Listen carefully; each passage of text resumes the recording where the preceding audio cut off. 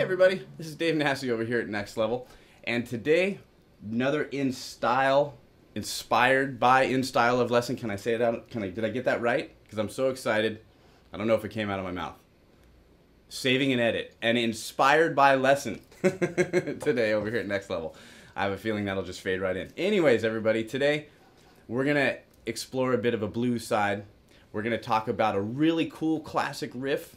We're gonna get some key, very important licks of this style that are a must-know in your repertoire, and we're going to outline how to play some rhythm, really, but keep it riff-oriented, and that's kind of important too. Everybody, click on the link you see below. It's your moment of zen. It's in that YouTube text box, right where I'm pointing. If you click on that link below, you'll get a video, a free video, that is not available on YouTube. It comes with a coinciding ebook, free, as well as the video that's free, and it's got all kinds of great information in that ebook, things that you need in your playing every single day, and all you got to do is just click that link. So the scale shapes that we're going to outline with this exercise are really, really simple, but let's just give a couple of them to you. We're going to start off here on the 9th fret, and I'm going to play my standard first position, C sharp minor pentatonic.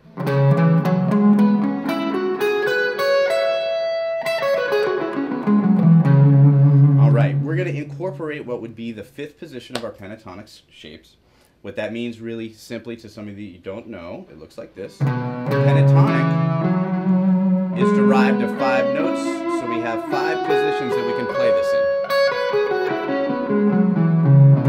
And if you're unfamiliar with those, by all means go to the website and check out the information that we have there, because there are a ton of great lessons that cover that in everybody's style that's on the website, so that's always really cool. The second shape looks just like this.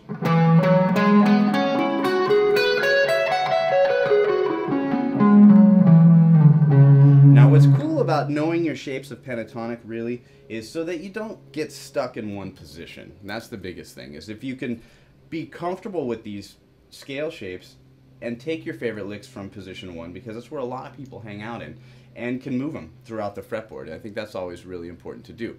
So, what are we going to talk about here? Let's think about these low notes here. So many cool blues riffs with this heavy vibrato always function in a pentatonic format on these lower strings. And we get a bit of a percussive kind of vibe by muting with our left hand, and we can create some good rhythm. So let's think of a...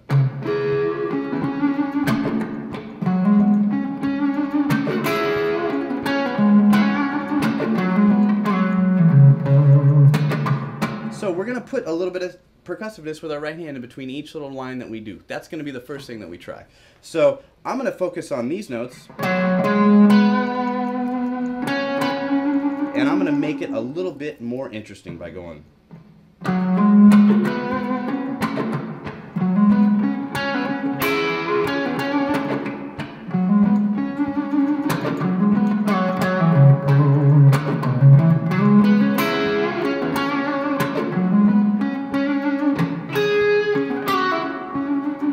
So I'm doing what I would refer to as kind of variations of a theme.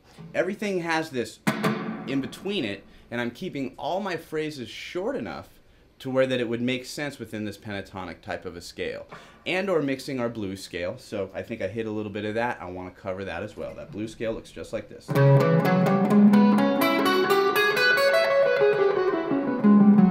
Alright, so let's dive in here. What we're going to do is we're going to keep our licks establishing a riff. We're going to have a bit of a percussiveness with our right hand and a bit of muting, and we're going to try to see if we have something that we can hold on to long enough to repeat and then solo and come back to. That's what our biggest theme is going to be.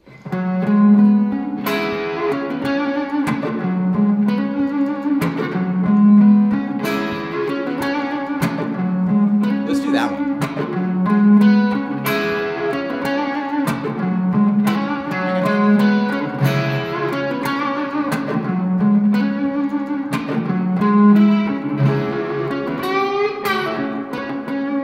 So I can play off of that and always come back to that riff.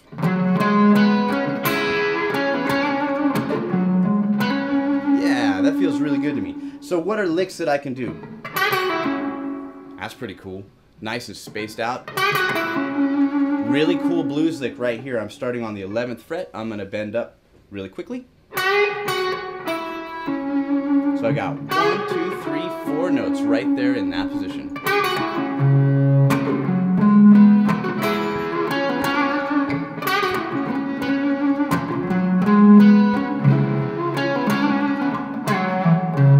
Now, anytime we do any kind of play and we resolve it in this kind of fashion, within our pentatonic shape, it's going to give us that real characteristic sound. So what is to be said out of this that's really important is we're going to slide. Look at where I'm starting. I'm starting on B on the 9th fret, 4th string. I can move right back up.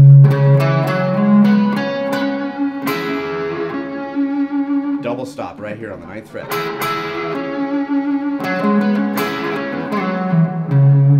Those are some cool classic motions in this style that are really, really important that we capture. So let's do that again. I'm going to show you this movement.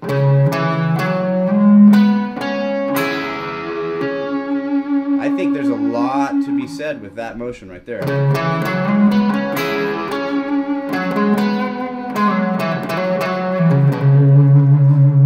Now we're just using it to really kind of keep our ideas flowing. That's the whole thing. When these styles kind of were formed about, you got to think we're jamming a lot of this out, and it's improvised, and you never want to play what you felt yesterday.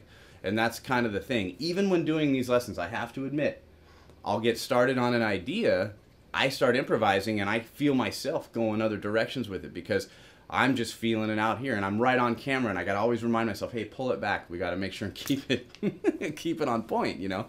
And that's the nature of this style. What I get out of it is I have a riff that I know I can manipulate to feel like mine by using rhythm. Rhythm makes your good phrasing come out in your solo playing. That's the biggest thing, manipulating the rhythm. So within this,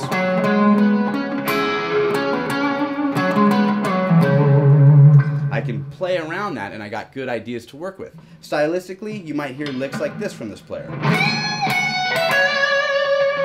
Really nice and loud and abrasive. I'm up here on the 14th fret. And I've got a really cool idea that I could use back into my first position of pentatonic.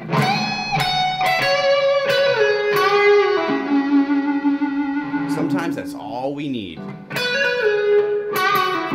Just a couple of licks and a really good riff that we can vamp out on. That's really it. So within this lesson, what are our main points that we want to get? So it doesn't feel like we jammed too much and didn't get our point across. Biggest thing is we know that we can use double stops and a little bit of percussiveness with our right hand to help establish some rhythm. I know that I can use in any pentatonic form this idea.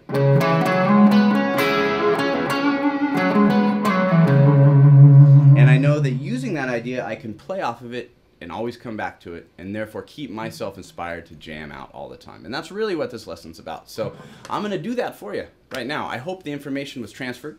I really enjoyed doing this kind of a lesson in a great style. And go to the website. Bunch of good stuff on that, nextlevelguitar.com, and I will see you there. Thank you so much for checking it out, and I'm going to play out this video.